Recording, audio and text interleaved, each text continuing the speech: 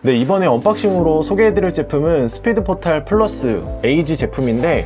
제가 보통은 이렇게 언박싱을 할 때 이렇게 별다른 코멘트를 하지 않고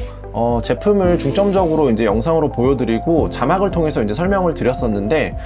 이번 언박싱에서는 저도 지금 제품을 처음 열어보는 거거든요. 그래서 같이 열어보면서 라이브 영상은 아니지만 같이 제품을 좀 살펴보는 그런 언박싱으로 코멘트를 넣어서 이제 소개를 해볼 거고, 네, 제가 리뷰 영상을 올리면서 가장 좋았던 부분 중에 하나가, 사실 모든 분들이 매장에 가서 제품을 볼 수 없고, 매장에 가더라도 이제 내 사이즈가 없으면 헛걸음을 하는 경우들이 종종 있는데, 그런 거 없이 제품을 바로 좀 살펴볼 수 있고, 사실 이제 매장에 가면 좀 눈치도 보일 수 있고 여러 가지 좀 신경 쓸 요소들이 있는데, 궁금해 하실 만한 부분들 위주로, 그리고 제품 내부나 제품 상세 이미지나 판매 페이지에도 그러니까 기본적인 그 제품에 대한 설명만 나와 있지 이제 디테일한 부분들은 잘 보여주지 않기 때문에 그런 부분들 위주로 한번 같이 살펴보도록 하겠습니다. 네, 박스를 열면서 이렇게 문구가 바뀌도록 한 부분이 조금 인상적이긴 하네요. 보통은 이렇게 전용 가방이 밑에 있고 이렇게 들어있지 않은데 축구화가 들어있는 상태로 배송이 됐고, 네, 따로 구성품은 없습니다. 이 안쪽에도 전용 주걱이 없으면 플러스 등급인데도 이제 주걱이 빠진 것 같고, 사실 전작 스피드플로우 대비해서 정가가 2만원이나 더 비싸졌거든요. 그럼에도 불구하고 예전에는 아디제로 프라임이나 이런 경우에는 이제 추가 인솔까지 있었는데, 인솔도 당연히 요즘에는 없고 전용 주걱도 뺀 거 같아서, 네, 원가 절감을 한 부분이 좀 보이고, 이거는 예전부터 사용하던 X 시리즈 전용 가방이고, 여기 보시면 품번이랑 사이즈 나와 있습니다. 네, 보증기간은 보시는 것처럼 구입 후 1년이고,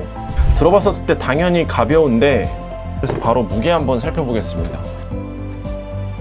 네, 191g. 제품 딱 들었을 때는 한 200g 되지 않을까 싶었는데 191g으로 200g 이하기 때문에 되게 가벼운 축구화라고 볼 수 있고, 가까이서 좀 보여드릴게요. 스터드 자세하게 보여드리겠습니다. 지금 영상으로만 보셔도 아시겠지만 그냥 FG라고 해도 무방할 만큼 어느 정도 좀 길이감이 있는 편입니다. FG와 완벽하게 스펙이 동일한 상태에서 이렇게 스터드 하나만 더 추가가 된 형태이기 때문에 딱 보면 안정감은 사실 그렇게 부족해 보이진 않거든요. 이렇게 가운데 스터드도 원래는 2개밖에 없는데 위에 하나도 스프린트를 위한 구조가 있고, 아디다스 같은 경우에는 나이키와는 다르게 이렇게 스터드 심 자체가 좀 두껍게 나오기 때문에 스터드 자체가 되게 날카롭다기보다는 분명히 공격적인 형태를 가지고 있기는 하지만 좀 더 두꺼워 보이는 게 분명히 있고, 내부에 어떤 이렇게 솟아올라 있는 그런 심이나 그런 구조 같은 거는 되어 있지 않아서 내구성이 얼만큼 좋을지는 약간 의구심이 드는 구조입니다. 이게 왜냐면 고스티드 1 FG를 보시면 FG 스터드 역시 제가 예전에 리뷰했던 것처럼 이 내부에 그런 심 같은 게 없거든요. 그래서 이 카비텍스 카본이 적용된 FG 스터드를 인조잔디에서 신을 수 있을까라는 영상도 올렸었는데, 지금 보시는 것처럼 두 제품 모두 투명하게 되어 있기 때문에 스터드 내구성은 약간 좀 약해 보이는 그런 느낌이 없지 않아 들고, 지금 네, 비교한 김에 딱 길이감을 보시면 카본이 여기 끝까지 나와 있잖아요. 그래서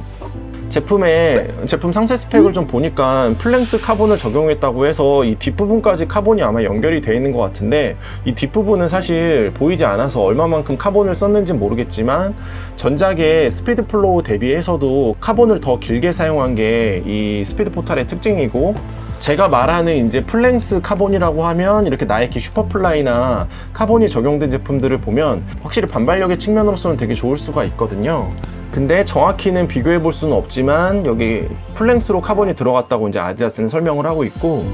사실 예전에 리뷰 때도 말씀을 드렸지만 이렇게 발 앞부분에 카본이 있는 거는 거의 12년 전에 출시된 이 푸마 V1.11 같은 경우에도 앞부분에 이렇게 카본을 많이 넣었고, 또 이렇게 뒤꿈치 소재 보시면 쿠션 자체는 되게 잘 되어 있지만 이렇게 그립이 있는 구조가 없는 경우가 종종 있었는데, 플러스 등급 같은 경우에는 이렇게 끈이 없기 때문에 이렇게 뒤꿈치 소재도 되게 두껍게 되어 있으면서 그립 소재까지 늘 이렇게 넣어두는 디테일을 보실 수 있고, 네, 어퍼의 돌기가 좀 궁금해 하시는 분들도 계실 텐데 이렇게 만져보면 확실히 그립감은 느껴집니다. 그러니까 회전을 줄 정도의 그립감일지는 잘 모르겠지만 트래핑 할 때는 없는 것보다는 훨씬 있는 게 더 좋아 보이고, 이 발 앞부분은 따로 그립 패턴이 없어서 되게 부드러운 편이고, 네, 측면에 이쪽 영역에 그립 패턴이 있고 이게 노란색 부분은 그냥 패턴으로 되어 있는 부분입니다. 그리고 여기 스테빌리티 윙이라고 되어 있는데 이렇게 이 소재도 카본 소재로 되어 있어서 확실히 끈이 없기 때문에 뒤꿈치까지 잘 잡아주는 구조여서 또 발을 락다운해주는 구조는 충분히 들어있는 걸로 보이고요. 인솔을 분리하면 인솔 같은 경우에는 전작과 큰 차이가 없는 형태로 되어 있고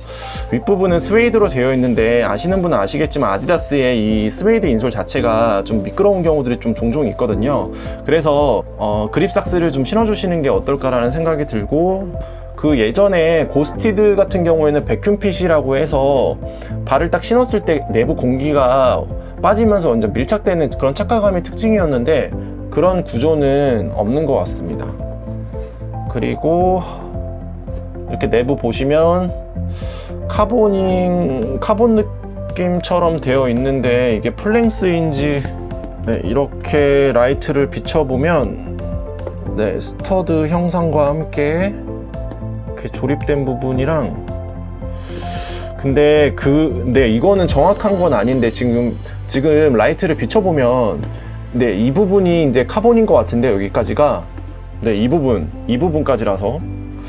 이 부분이고 비춰보면 그 이제 뒤꿈치 영역에는 딱히 이제 네, 바로 라이트가 이제 투하되기 때문에 제가 제품을 받기 전에 아디다스 이제 판매 페이지를 검색을 했었을 때 플랭스라고 적혀 있었거든요. 근데 지금 내부를 보니까 플랭스까지는 아니고 그 나이키의 준 베이퍼처럼 한 4분의 3 정도가 들어간 그런 구조라고 보셔도 될 것 같고 플랭스는 아니라고 보시면 될 것 같습니다. 조금 아쉽긴 하네요. 그러니까 이쪽까지만 되어 있고 뒷부분에도 카본이 있어서 카본을 적게 쓴 건 아니지만 근데 이렇게 슈퍼플라이처럼 좀 많이 썼으면 어땠을까라는 좀 아쉬움은 분명히 들고